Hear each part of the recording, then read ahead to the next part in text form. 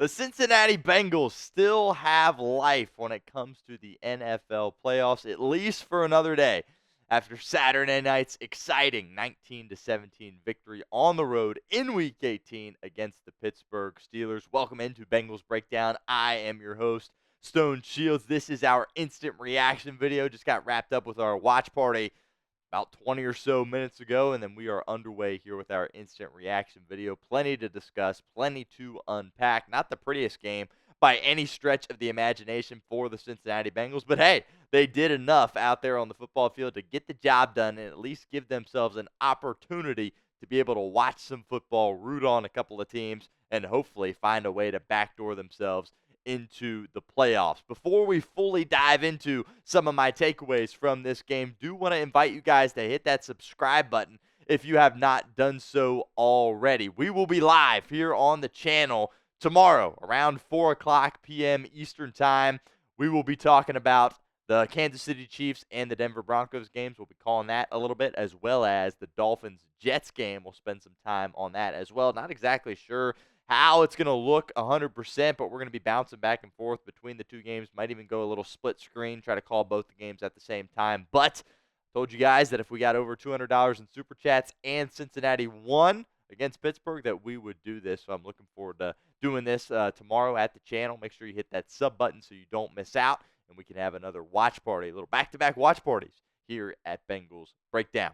Let's get into some of our takeaways here. We got 5 of them coming your guys' way. First up, this team looks like a playoff team now, right? Which kind of drives you a little bit crazy, right? In terms of the fact that, if you had just won a couple of games earlier in the season, not even a couple, probably just one game, with all the close losses you had early on, if you would have just won one of those games, you would be in the playoffs right now.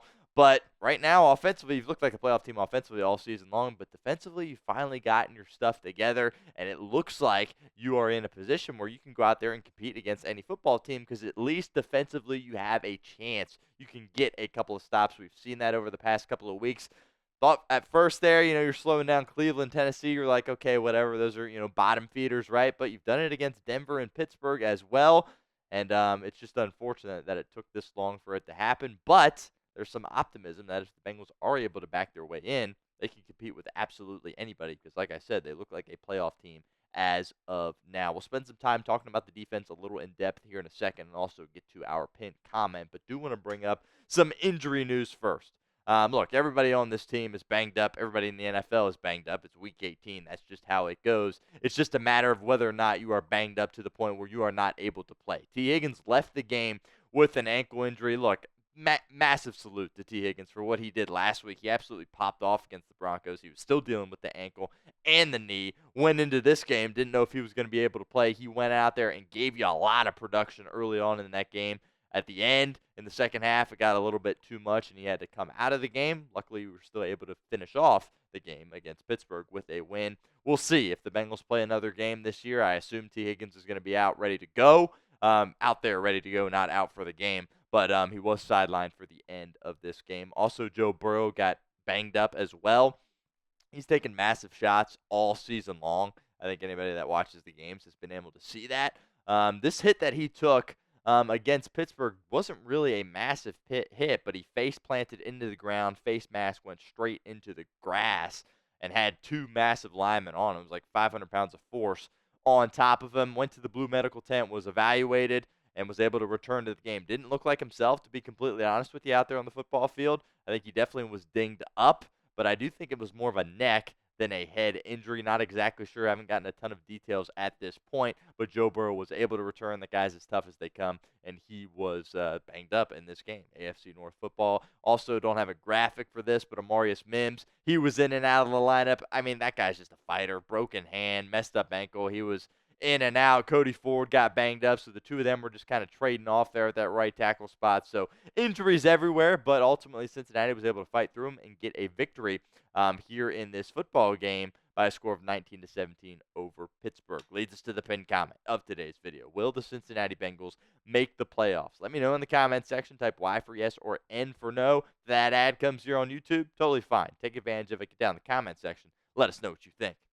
Takeaway number 2, the defense finally came together. Kind of alluded to this early on in our show here. This was the worst defense in the league for most of the season. And in these past few weeks, they have been able to figure some things out. You've gotten some production from your young interior defensive tackles, Chris Jenkins Jr. and McKinley Jackson, 2 rookies. Josh Newton has completely stepped up for you at that cornerback spot. He's been awesome. Almost got cooked at the end of the game, but Russell Wilson and George Pickens were not able to connect, so it's fine. Josh Newton was awesome, had a couple of PBUs, made some great tackles in space. Great player. He's turning into a great player for Cincinnati, 5th-round pick out of TCU. And some of the other guys are stepping up. The linebackers are finally starting to settle in, stop missing as many tackles, right? They've gotten used to playing without Logan Wilson. They've been a little bit better from that perspective. Your safeties still haven't been good, but they haven't given up that killer play that they had been doing the entire season. They've gotten that cleaned up a little bit. And most importantly, you got Trey Hendrickson there at that defensive end spot. Leads the NFL in sacks this year. He is an absolute monster and a cornerstone piece of this franchise. Hopefully, he can still be here for several more years to come. I know he is indeed under contract for next season. Beyond that, certainly up in the air, but he is a winning football player, and he is a Cincinnati Bengal, true Cincinnati Bengal. He bleeds the orange and black. Hopefully, he can stick around long term because he's one of the best defensive players in the National Football League. Takeaway number 3, Jamar Chase, historic season, and he capped it off with another fine performance tonight in this game against Pittsburgh.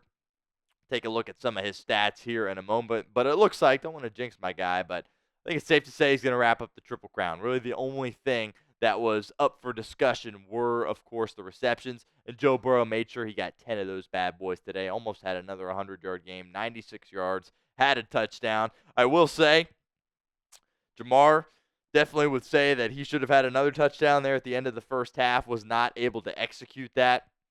So I'm sure that one drives him crazy. I believe Amon-Ra St. Brown would need like 5 touchdowns to tie him. Nobody's catching him yardage-wise, so it seems like he's got this thing wrapped up.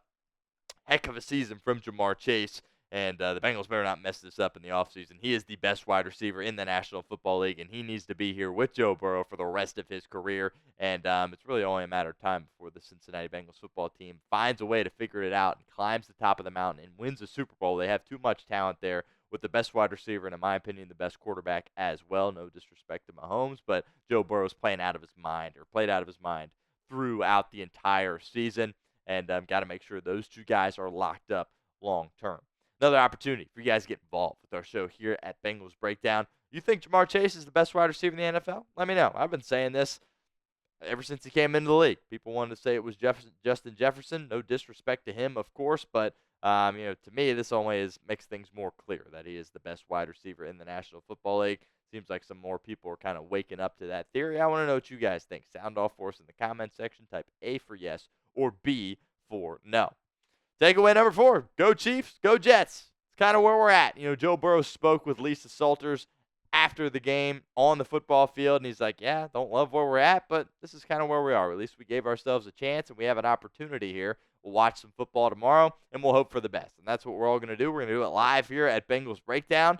And, I don't think it's as far-fetched as maybe some people think, right? The Jets are favored in this game. If Tua was playing, I wouldn't feel as good. But, Rodgers is going to give it a go from what I hear. And, he wants to finish this season on a high note. So I think he's going to go out there and home, try to play well. And I think the Jets are going to find a way to get a win. It's just those Kansas City Chiefs, which you would think that, we need the Chiefs to win. Like, they'll be able to take care of that. They never lose.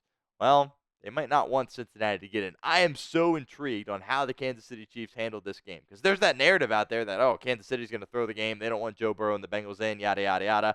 I have a hard time believing that as a professional football team that they would intentionally lose a football game, especially when it has nothing to do with draft picks, right? They only have one loss on the season. If they only have a one-loss season and win the Super Bowl, that's one of the best seasons of all time, despite the fact that, they've gotten very fortunate in some games or whatever. But I'd be very surprised if that were the case. I can't wait for that football game, and I'm going to be locked into it. I know we all are, and pretty ironic that we're going to be rooting for the Kansas City Chiefs trying to get us into the playoffs. Final takeaway here before we get out of here on Bengals Breakdown. The bad luck balanced out a little bit at the end of the year, and I think this started in the Dallas game, which, of course, is when the Bengals' winning streak started, right? On Monday Night Football. I think that's when you saw the good luck kind of start to come Cincinnati's way when the Cowboys messed up that special teams play there. muff the kick. Cincinnati was able to go on and win the game. You got some good luck here at the end with Pat Freiermuth dropping that football there on 4th and 12 for the Pittsburgh Steelers. Freiermuth kind of killed you offensively all day long. He was their best offensive player. Dime from Russell Wilson. Jermaine Pratt was beat. Not exactly sure why Pratt was in a one-on-one situation with Freiermuth in that spot. Freiermuth dropped it. If Freiermuth hauls that in, it's a first down. He probably gets some yak as well, some yards after the catch, gets tackled. They go to the line, spike it, and Chris Boswell probably buries your season, if we're being completely honest. Boswell is automatic against Cincinnati, seemingly. But some luck went your way there. He missed it. He dropped it. And you were able to close out the game, get in victory formation, and kind of go from there. So a couple of times here at the end of the year, the luck has started to bounce out a little bit for Cincinnati. I don't think it is equal. The bad luck definitely still outweighs the good luck, but it was good to at least see that come around a little bit in the closing weeks of the season. So those are my 5 takeaways. We will be live with you guys here tomorrow for some watch parties, taking a look at those 2 games we discussed, and hopefully Cincinnati can back their way into the playoffs and give themselves a chance to go on a postseason run.